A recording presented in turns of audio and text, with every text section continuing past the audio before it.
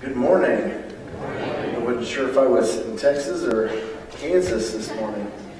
It was freezing. Open your Bibles up, if you'd be willing, to James chapter 2. Your church always marks, when we're here, it always marks our transition time. I'm kind of a creature of habit, and I'm doing two different studies, and so first half of the year we walk through James, and then the second half of the year we end up walking through John. And so we've come back and then looked at James, and so bringing you into where we're currently studying. It's good to be here with you. Obviously we absolutely love being here, regardless of your weather.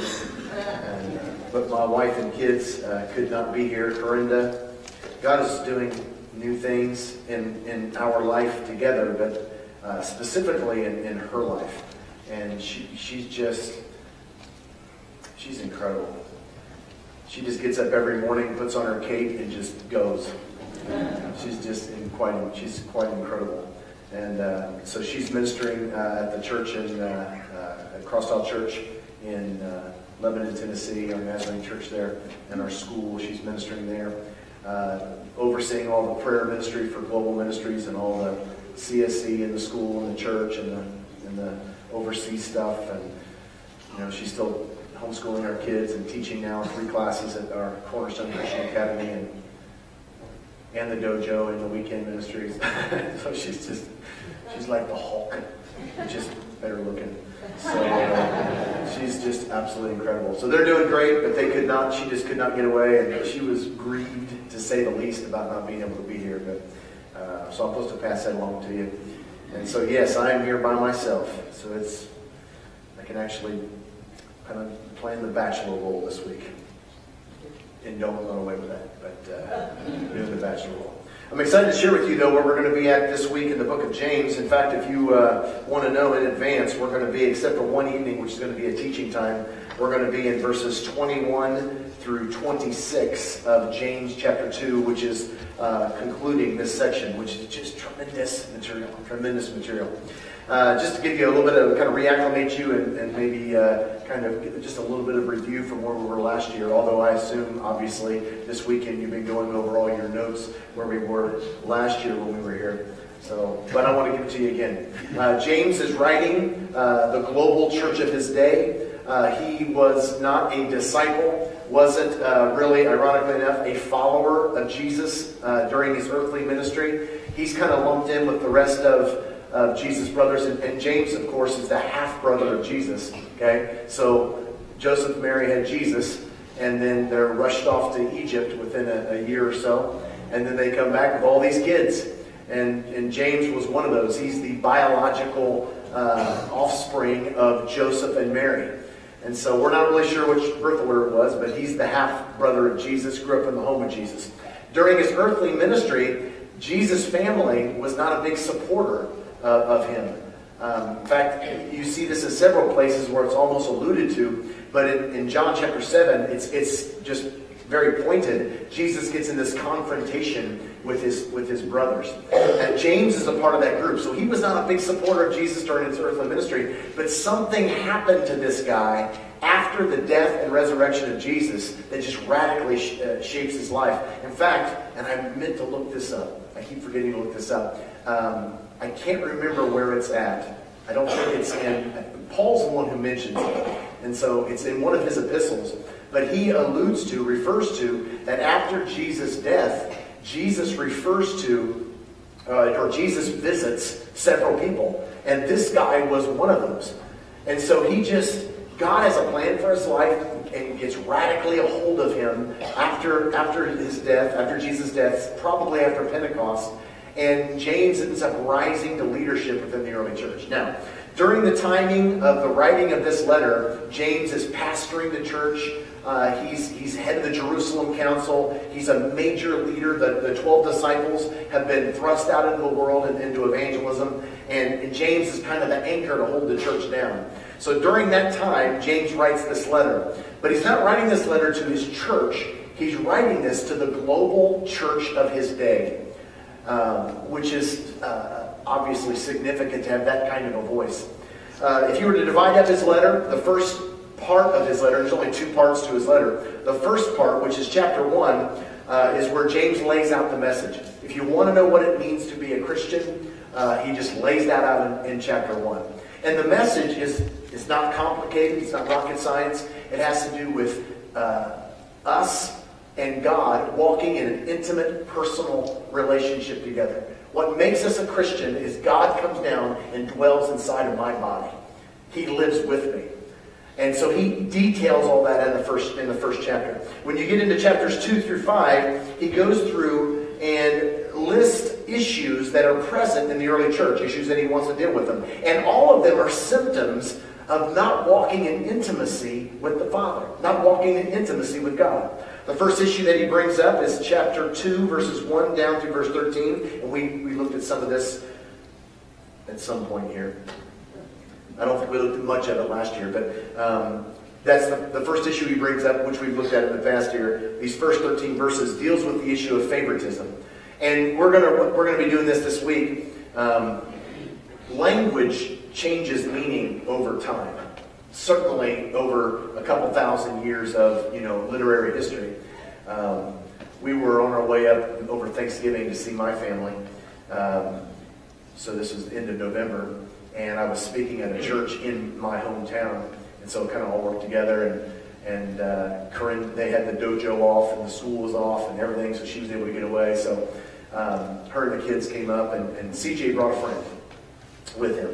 And so we're on the way up there, and I'm just being me, which is cool. And my son, who's just now, next week, turned 13, he calls up from the back seat, he goes, "Dad, you're lit. You're lit." And I'm thinking to myself, I haven't been lit in years. Of course, they didn't get the joke, okay? Terminology changes. And I'm at that age in my life where there's terms that are coming out, and I'm not old, okay, like CB, but, even in my young life, things that, are cool are not considered. It's really an interesting position I find myself in.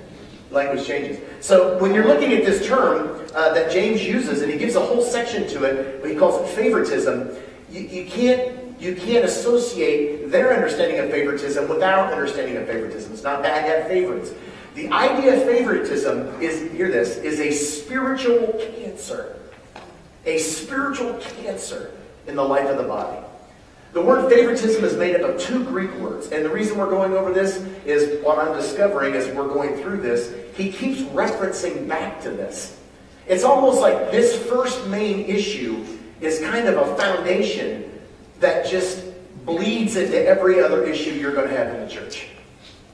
Whenever you find any issue in the church, you're also going to have favoritism. Favoritism is made up of the two Greek words that we would translate outward and countenance, or outward and face. So to show favoritism does carry the idea of preference. It does have the idea of I prefer you, or I like you, or I would choose you. But the reason I prefer you is not because of who you are, and certainly not because of how God sees you, or God's appointing in your life. I like you because of your outward countenance. Which means I like you because you have money, which is the issue that he gives in the passage. Or I like you because you're good looking. Okay? Or I like you because you're popular. And so this issue of favoritism, now there's all kinds of worldly examples which we've talked about. The one that you need to really be, I think, keen on as we go through this next issue in the church is the favoritism here is you have a whole group of religious people who come to church and they think they're Christian because of the outward countenance. Yeah, that person's a Christian. Why? Because they come to church on Sunday. Which is crazy. Or because I give money. Or because I'm an evangelist or I'm in ministry. If you spend any time around the church, you've probably run across someone from time to time who has been in ministry for a long time and then had this kind of event that revealed that they were not the real deal. They suffered from this. They were not true. They did not operate out of the intimacy with the Father. They did not operate out of intimacy with God. They were fake. They were outside kind of stuff. That's how they viewed themselves. That's how they viewed each other. So that's the first issue that James covers. Now, why that's so significant is it bleeds into the issue where we're going to be at this week, which is in verses 14 down through verse 26. And again, this whole section deals with one thing. In my translation, above verse 14, it reads, faith and deeds, which is fine. It is. We are dealing with these two terms throughout. But like, hydrogen and oxygen, the two in there somewhere, we're dealing with water. Okay? So when we're talking about faith and deeds, what we're really talking about is religion. And it's religion versus Christianity. It's the religious system versus authentic relationship. One thing that I've been dealing with, and you're going to hear this again, so I'm just going to say it every night in some manner or another. Religion does not, and there's the obvious things, but religion does not save you. It does not benefit you. I mean, we've all probably been around, I would assume, and if not, you'll eventually see this. We've been around people in the church who have children, like me, who've grown up in the church. And they know when to stand up. They know when to sit down. They know all the right and wrong. They're not bad kids. They're wonderful. Little miniature Texans. I mean, everybody loves them. But they grew up in church. They know all the details of church. And then they get out and they don't come back. In fact, they begin to live lives that are just shocking for those that are within the body. And you're left with this really awkward conversation when someone comes to pray for my son or my daughter. And you're thinking, really? What happened?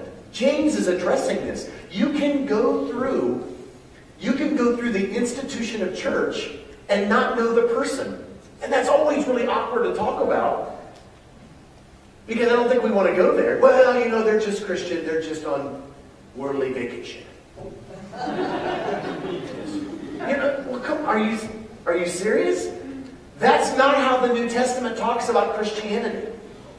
Are you with me? I'm new. I'm different. Hebrews goes as far as to say that if you are into Him and He is into you and you walk away, you never really had Him.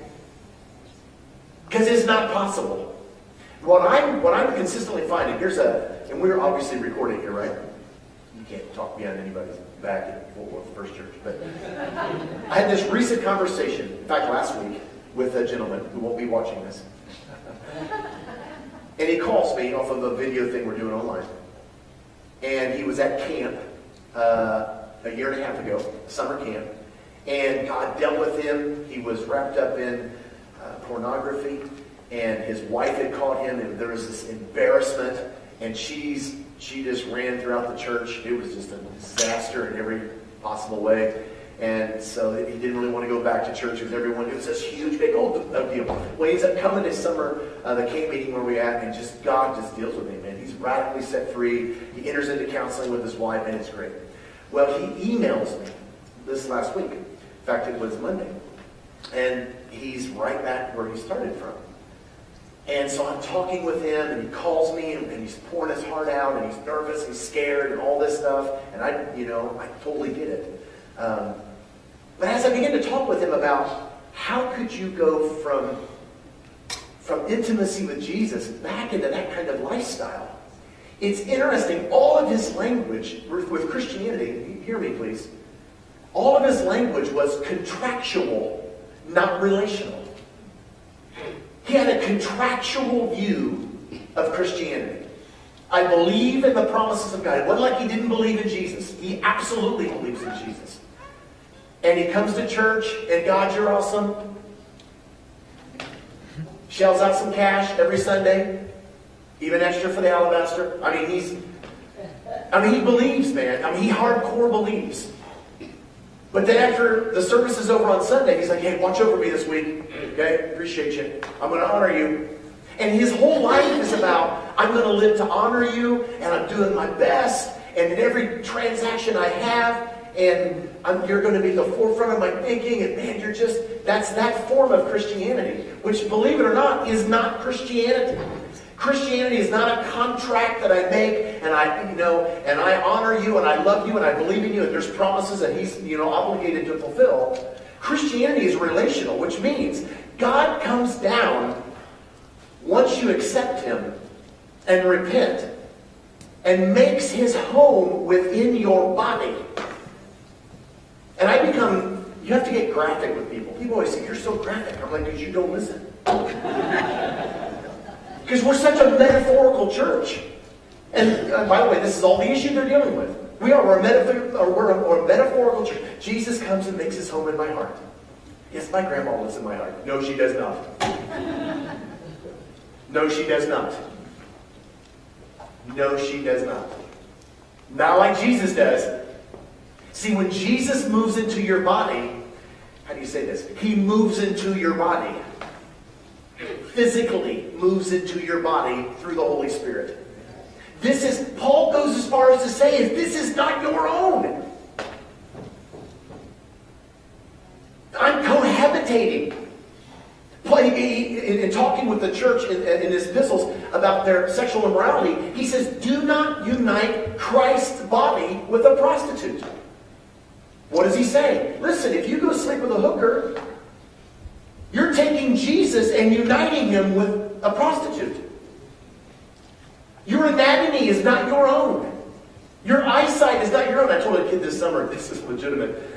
I told him, I said, he's on the front row, and I said, when you look around and you focus on something, watching TV, on your computer, Jesus is literally looking out of your eyes at whatever you're looking at. And he goes, oh. That's Christianity, man. It'll change your life. You are never alone. Isn't that incredible? Now, Christianity that shrinks back from that is no longer Christianity. Because you are not going to survive temptation. This is so incredible. And we'll kill this. We'll start just going all over this tonight. When the enemy comes to tempt you, he sees Jesus. Which is ridiculous.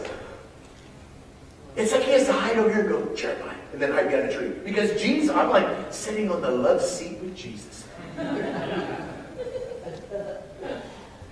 Do you realize that'll change the way you drive? No amount of religion can produce that kind of a lifestyle. We got to hurry, worship is long. So, when you come into verses 14 through 26, this is the issue he's dealing with.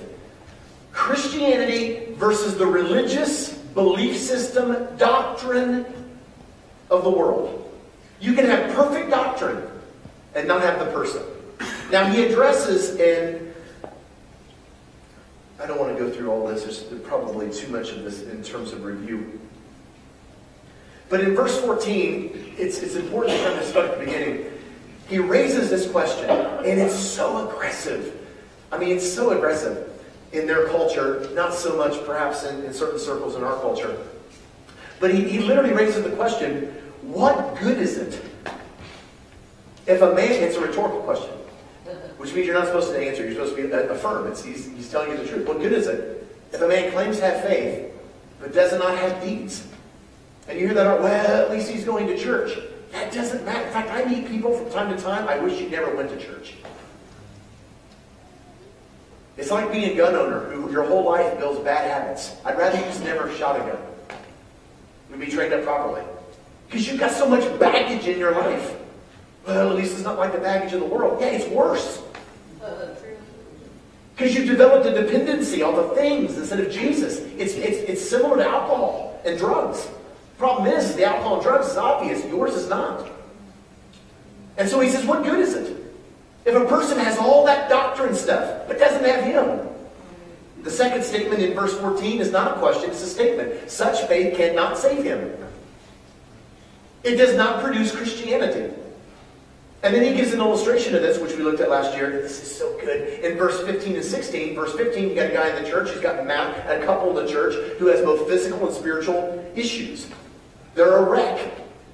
And verse 16 gives us this illustration, which in our language sounds very cheesy, very like surface, kind of like churchy almost. Go, I wish you well. Keep warm and well fed. Right, dude, that's like, seriously, that's what you would say. That's the right thing to say in their culture. It would be translated in our culture like you hear someone going through a difficult time, you say, oh, praying for you. That's this. Oh, no way. My heart goes out to you. I'm not necessarily cheapening that. No, I might be. But what's interesting, it's the right thing to say, but the motivation of why they are saying is wrong. When he says go, there are two different Greek words for go in the New Testament. This is hysterical.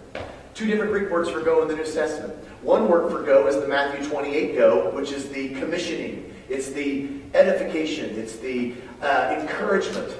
It's the, I'm setting this afternoon, watching my favorite sports team, screaming, Dave, go! I'm behind you! That's the word go in Matthew 28. That's not this go. This word go is used in Matthew chapter 4 and 5, but I think it's in chapter 4, when, no, it's not Matthew. It's in Luke chapter 4. It's in the Bible. No, it's in Luke chapter 4 or 5. It's in Luke chapter 4, verse 5. And Satan comes to tempt Jesus, and Jesus says, away from me. That's that word. It's demonic. It's you're watching the game and the kids come up. Dad, Dad, Dad. Like, are you sick? No. Dead? No. Leave. Yeah, you're annoying me. Now, you'd never say that to your kids. Obviously. Yeah. But that's that word. So you have a religious person, and you can't act like that in church. Can I have you here? Shut up. Get away from me. So you can't say. So, especially if you're on, pastoral staff. How was your morning this morning? Oh, it was benevolent. We woke up singing hymns. Which is true, obviously. And so we come up with these churchy expressions of faith, and they become the content of your life, man. This is the issue. It's the difference between outside proper activity and inside authenticity. Fair enough? Now, so in speaking to, verse 21, this is so good. In verse 21, he's dealing with these religious people. And how do you tell a religious person that they're religious? That very rarely turns out well. You can just ask CB. Ask any pastor who's been in a pastoral, ask Josh, ask someone who's dealt with teens. When you're super concerned about someone, and they're here, and they're not bad, but they've been here long enough where they're developing habits, and they probably know themselves, but you're not admitting it. How do you tell a religious person that they're religious? And so James is saying, their religion is, what they're doing is not bad. It's just off. It's not authentic. Let me give you one more quick one. And we've used this in the past. We have a rule in our home because of all the Taekwondo ninja stuff that there's no hitting in our home. And so I tell my kids there's a rule, don't hit. But I don't care about the hitting. I don't want them to want to hit. And it's an entirely different thing. And if you remember this illustration that I gave my daughter, it was like so good. I remember walking away going, that's awesome. Because my daughter's really relational, girly, and she asked me, have you ever hit mom? And I said, no. And she said, why? Well, she doesn't like it. No, I don't want to go to jail. People would work it out, and I'd have to go get a job. And of course, Elena's sitting there going, that's not why you don't hit. She's like, oh, she's wanting the girly kind of, it's because you love her. And it is because I love her. So I don't hit her, but see, you can do the right thing for the wrong. God is no different. Jesus gives these illustrations. If you asked your father for something, would he give you something that's not good? It's not different. This is the issue. So how do I talk to this religious group of people? And he comes up in verses 21 through 24, with Abraham. He says this is so good. He takes someone that they look up to, that they idolize. Abraham was like, you're going to talk about basketball, the greatest basketball player ever, don't answer, was Michael Jordan. And if you don't agree, you've just never really watched basketball. So, I mean, seriously, he's the undisputed stud of basketball. Incredible. Abraham is the Michael Jordan of like Jews. Seriously. I mean, he's the man. And James so strategically picks this guy. You say, I wonder why he picks Abraham. First off, Abraham was considered righteous. One of the few guys in the Old Testament that walked with God and walked with Him correctly. He walked with Him. Do you know Abraham existed before the law was even given? You're like, what do you mean? There were no don't do this and don't do that. There was no temple. There were no sacrifices. He went golfing on Sunday.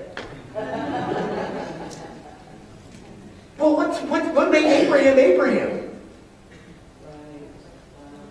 So he speaks to a bunch of religious people and says, let me tell you about Abraham.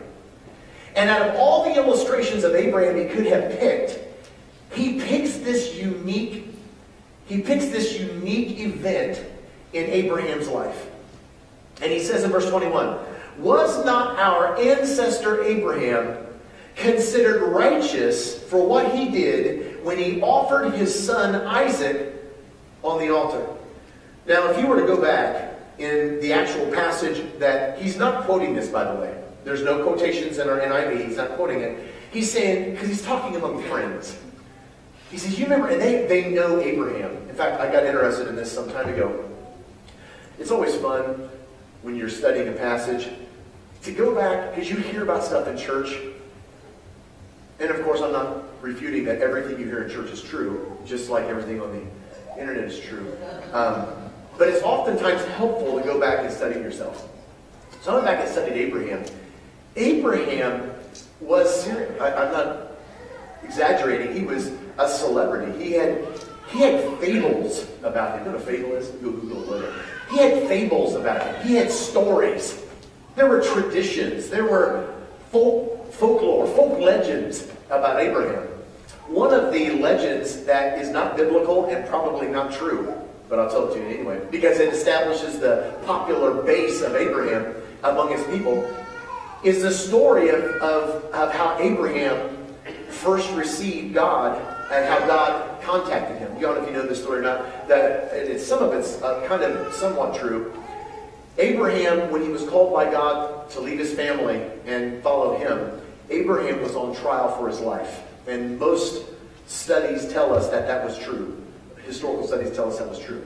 He was on trial in his life because he had went into his father's tent, and this is where it gets sketchy, and he had destroyed all of the family idols. And his uncle, who was also vying for the head of the family, Abraham standing in his way, put Abraham on trial for his life. That was the story. Well, supposedly on trial, the whole trial was you destroyed the family gods, and he was asked, why? Why would you do such a thing? And Abraham said, well, I had come into my father's tent to visit, and the idols, the family idols, were arming themselves. They had taken up arms, and they were going to attack the family and kill the whole camp. So I destroyed them. And the uncle supposedly stands up and says, that's outrageous. You know, they're pieces of wood. And Abraham goes, then why are we worshiping them? That was the punchline. You missed it. They're not real. And on the heels of that, here's the football. On the heels of that, God comes and says, hey, do you want to know the one living God? Then come follow me. So you have all of this hero kind of, wow, all of these stories. The question you need to ask, and we're going to go over this Monday night, whenever you're studying the Word, why is he using this illustration? Out of all the stories of Abraham, which by the way, some of them are different than Hebrews chapter 11, which Barnabas, or Paul, whichever one you believe in, who wrote that letter, in talking about Abraham as the hero of faith, he uses different illustrations than this one. Why does James pick this one? I'll give you 3 ideas. He says, if you go back and actually read in Genesis 22, God just didn't tell him to go offer his son as a sacrifice. He told him to go and offer his son as a burnt offering. I remember when I first read this as a brand new Christian, my response is like most probably, Christians in our day and age. They're like, wow, talk about extreme. Never read about that before, don't read about it extra. I mean, why would God do that? You realize that offering your children as burnt sacrifices was not an out-of-the-ordinary thing in this day and age. In the land of Canaan, you can Google this.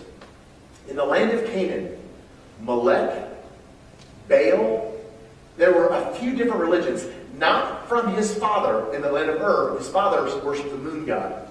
And I researched all that, and it's boring, but they didn't offer their kids as a sacrifice. But where they were going, in fact, you go through the New Testament, listen to this. This is how prevalent. It wasn't like sketchy, like we hear people like, cannibals in Africa somewhere, or, down in New Mexico or whatever, we hear these stories of cannibalism. It isn't that kind of vague expression. This was in their midst. Listen to this. Leviticus chapter 18, verse 21. God says to the people of Israel, do not give any of your children to be sacrificed to Molech, for you must not profane the name of your God. I am the Lord. When they're going to go in and possess the land of Canaan, he says in Deuteronomy chapter 12, the Lord your God will cut off before you the nations you are about to invade and dispossess. But when you have driven them out and settled in their land, and after they have been destroyed before you, be careful not to be ensnared by inquiring about their gods, which means don't ask any questions. And the questions that he puts, how do these nations serve their gods? We'll do the same. You must not worship the Lord your God in their way. Because in worshiping their gods, they do all kinds of detestable things the Lord hates. They even burn their sons and daughters in the fire as sacrifices to their gods. So God's, and by the way, this is just two. But there are several, and it's not just with sacrifice. This had to do with offering as, remember the golden calf? You're like, well, what's the big deal with it? You are not, God is really specific in how you're going to walk with him. This is so blaringly obvious in the Old Testament. And I believe it foreshadows what God wants to do in our life. It's narrow in how you walk with him as a Christian.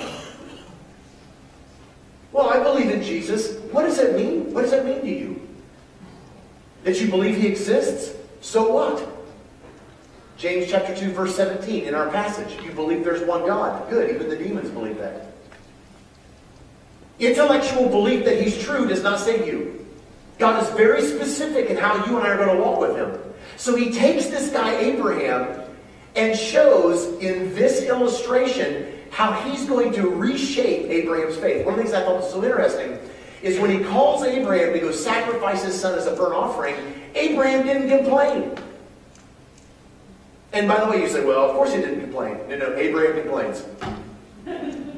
They all complain all the time. But he didn't complain this time. He wasn't like, what? That's absurd. Because, in fact, I would propose, can't necessarily prove this biblically, but I'm pretty accurate. I bet you anything Abraham was like, I knew this day was coming. Because sacrificing your children was one of the most extreme acts of devotion. Which is a little off. Because what God reveals is it's not an extreme act of devotion. It's an extreme act of manipulation. Number one. God, you know the whole story. He goes up, takes his child, lays him across the altar that he built, raises his arm, and God intervenes. And he doesn't just put it isn't like some emotional, movie. God is literally saying, confirming what he will say later to his people, you are not to worship me that way. He's redefining religion for Abraham. Think about how awesome this puts together. He says to Abraham, how you grew up and all the things you did, I'm redefining for you. I'm redefining all of that. And the whole nature of this particular thing, if you go through and look at the sacrificing of children, especially how it's expressed in Israel by the kings, which they actually do this, if you get into 1st, 2nd Kings and 1st and 2nd Chronicles, there's kings of Israel who resort to this. And it's an act of desperation to get God to do what you want him to do.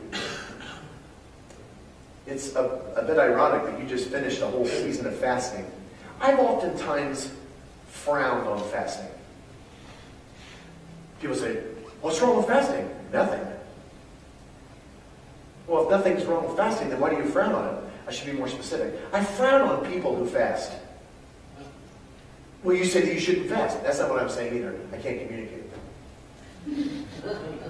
Your motivation for fasting is not correct. Why are you fasting? Oh, I've been wanting this new job. Is that what fasting is? Fasting in any form other than how it was designed, which is an intensely spiritual, I am yours. And I don't understand what's going on in my life, but I don't have to. That's fasting. Any other form of that is manipulation. This is hysterical. Not really. I got a call 2 weeks ago from my wife. I'm in North Carolina.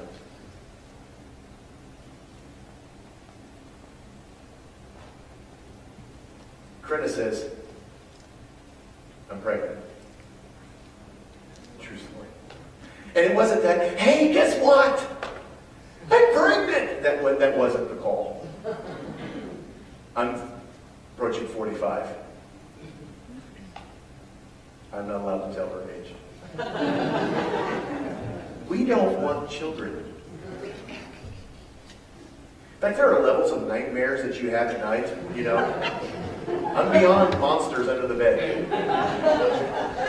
My nightmares have to do with cradles and, you know, that's nightmares.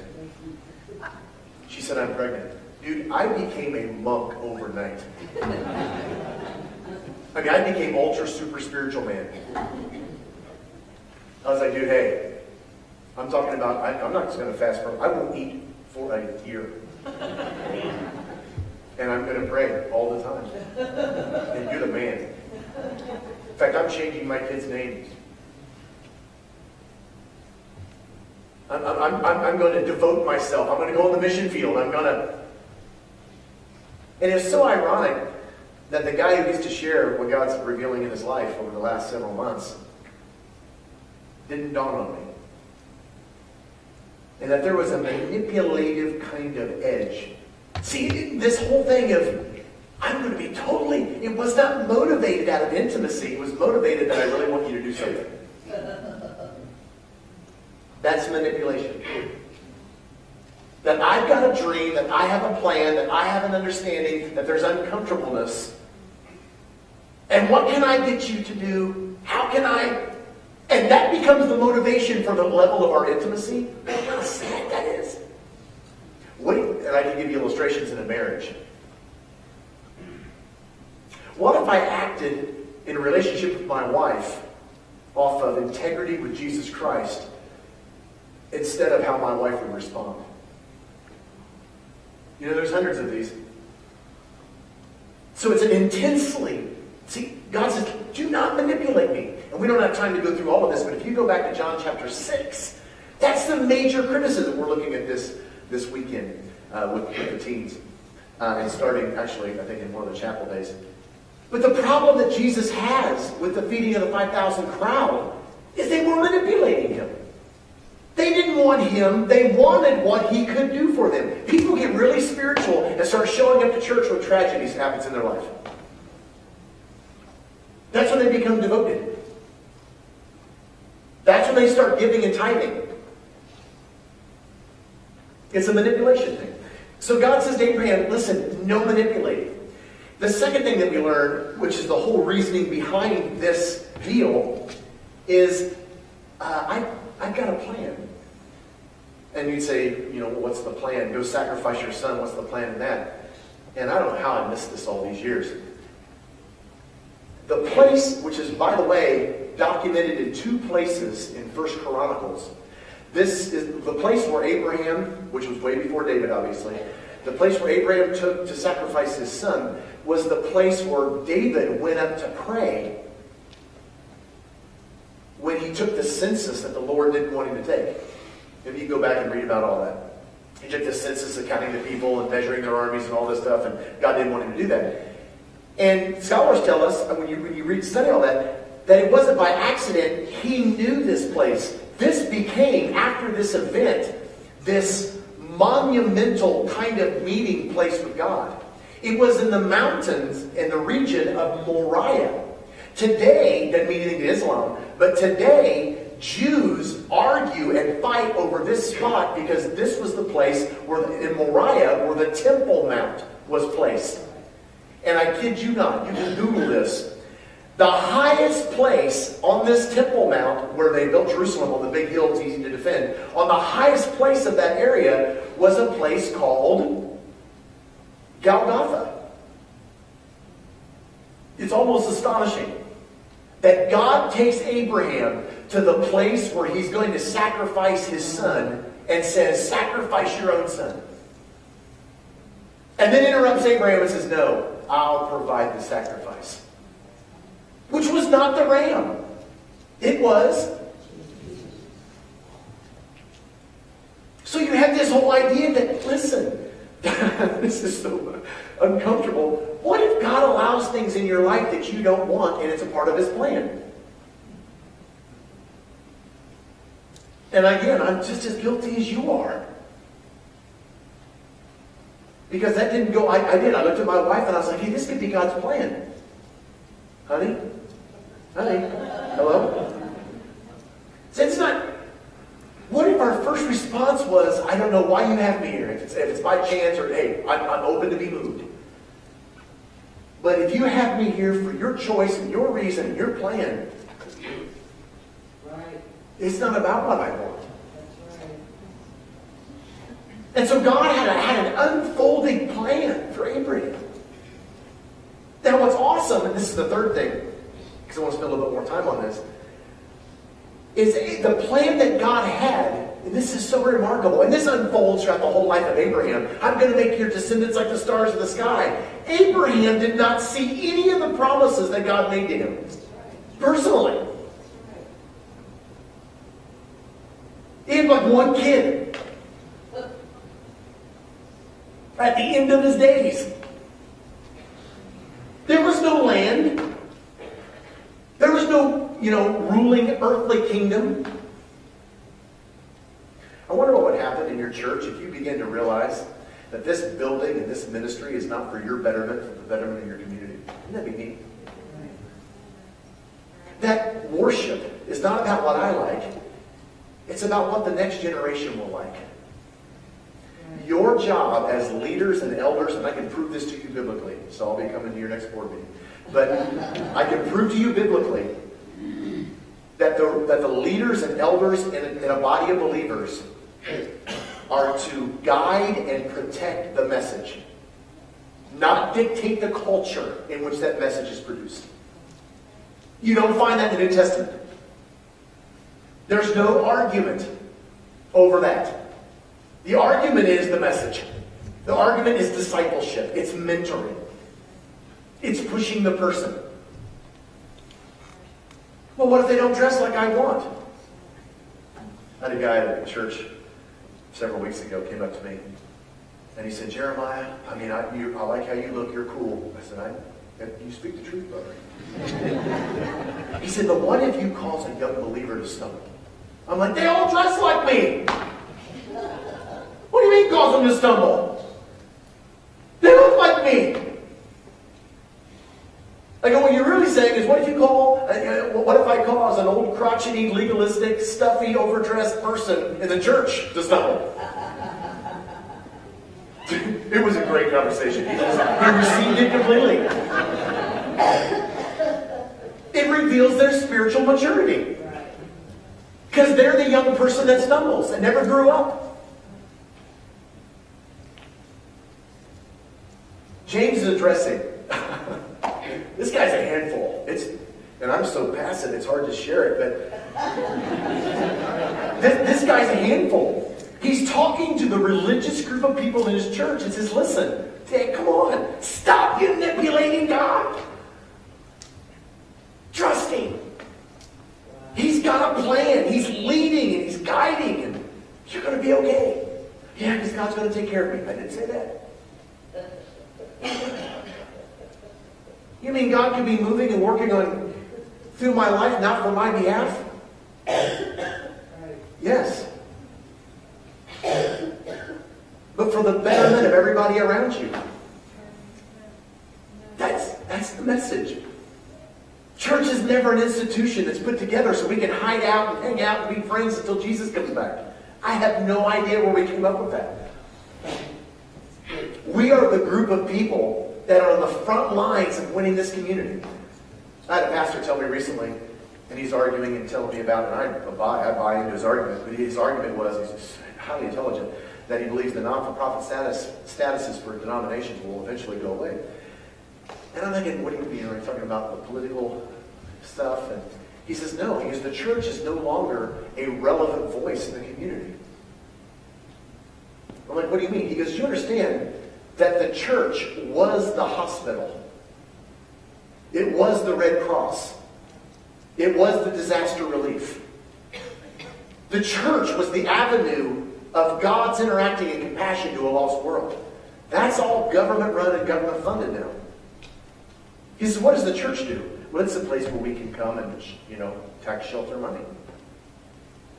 It's where we come and, get our fancy tickled and praise and worship.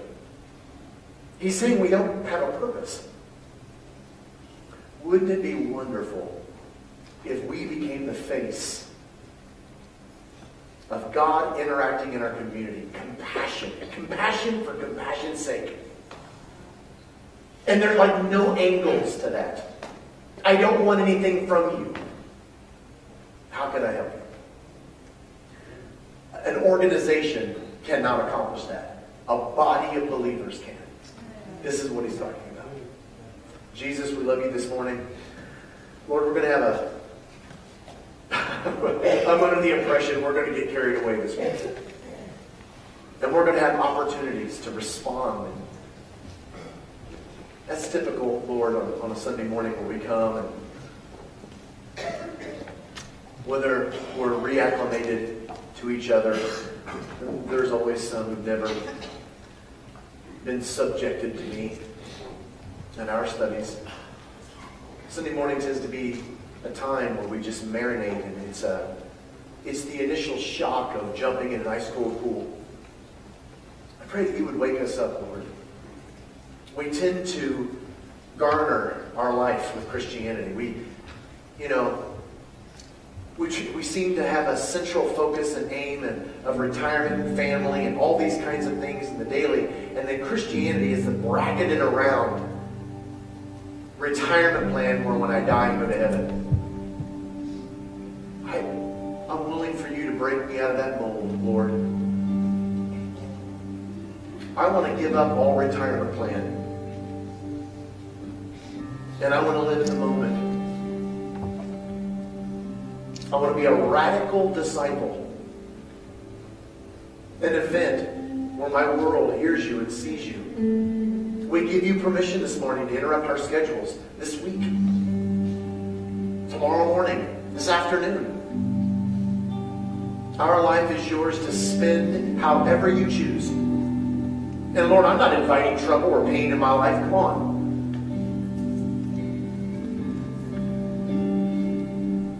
But I'm willing to tolerate whatever you need me to tolerate. In fact, I want it to go beyond that. I want to be driven by what you're driven by. I want to have your heart. There's certain things that I stay up late for. There's certain things I lose sleep for. There's certain things that my blood pressure just skyrockets for. I want it to be what you would be. Father, we're going to spend the next few moments just telling you how much we love you. This is just a pretty speech without the movement of your Spirit penetrating on a heart level where no man can go. Would you speak this morning? Would you address I'm just an ordinary guy. I don't have any insight, but you do. And so the people that have come this morning and you're dealing with and you're speaking to, may they know that it's from you. Absolutely, unequivocally, and they know it's from you. Would you pound in their heart? Would you beat inside their body? Have your way. Heads are bowed and eyes are closed. We're going to have some time of just singing and worship. In fact, we're going to stand in a minute. But if he's speaking to you this morning, if you and your wife are going through something, or you're going through something with a child, or at a job, I mean, there are things that happen in life, and you're like, where did this come from? Be encouraged. And that sounds so cheesy, but be encouraged. You are not alone. He is in your body. And you may need to just come and kneel and say, Jesus, sinner, my wife and I'm so easily blown and tossed by the wind. I'm so easily distracted. Forgive me for my lack of faith. And I don't want to be untrusting. I want to boldly march into the direction in which you're leading. So we're just going to have a time of prayer and a time of worship. If he's speaking to you this morning, hey, we'd love to have you come. And if I know the body here, like I think I do, they want to come and put their arms around you and walk with you through this. So in a few minutes, Pastor CB's going to come and he's going to dismiss us. But if you'd like to come and pray as we worship, we want to encourage you to do that. Let's stand and tell him how great he is, shall we?